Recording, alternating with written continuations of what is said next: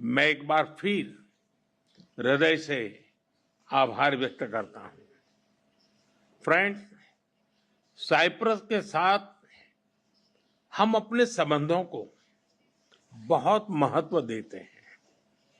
लोकतंत्र और rule of law जैसे मूल्यों में साझा विश्वास हमारी साझेदारी के मजबूत आधार है।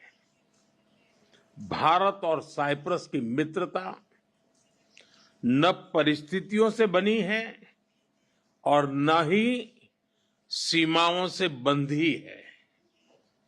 ये समय की कसौटी पर बार बार परखी गई है और समय के हर दौर में हमने सहयोग, सम्मान और समर्थन इस भावनाओं को जीवंत रखा है।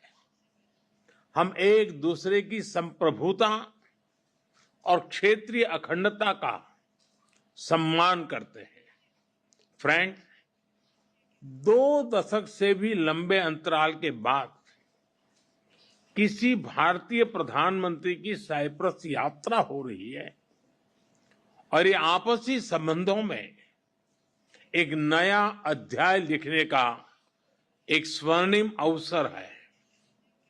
आज राष्ट्रपति जी और मैंने द्विपक्षीय संबंधों के सभी पहलुओं पर व्यापक चर्चा की।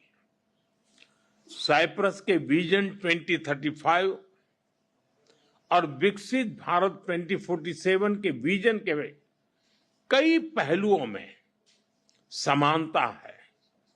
इसलिए हम साथ मिलकर भविष्य को आकार देंगे। अपनी साझेदारी को स्ट्रेटेजिक दिशा देने के लिए हम अगले 5 वर्षों के लिए एक ठोस रोडमैप बनाएंगे। रक्षा और सहयोग को और मजबूती देने के लिए द्विपक्षीय डिफेंस कोऑपरेशन प्रोग्राम के तहत रक्षा उद्योग पर बल दिया जाएगा। साइबर और मैरीटाइम सिक्योरिटी पर अलग से डायलॉग शुरू किया जाएगा। क्रॉस बॉर्डर टेररिज्म के विरुद्ध भारत की लड़ाई में साइप्रस के सतत समर्थन के लिए हम बहुत बहुत आभारी हैं।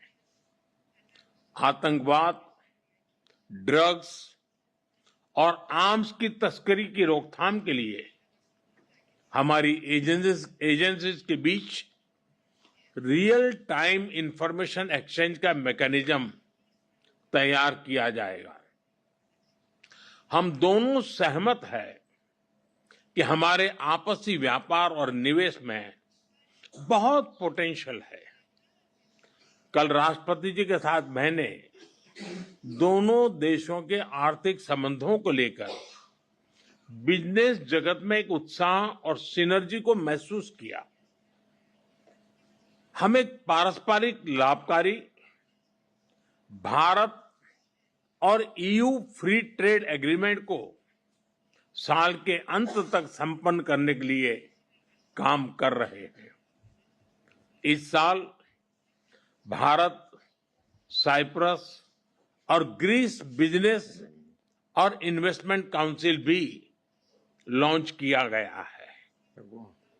इन इनिशिएटिव से दोनों देशों के बीच आपसी व्यापार और निवेश को भी बल मिलेगा। Technology, innovation, health, agriculture, renewable energy, climate justice जैसे क्षेत्रों में आपसी सहयोग पर भी विस्तार से बात हुई है।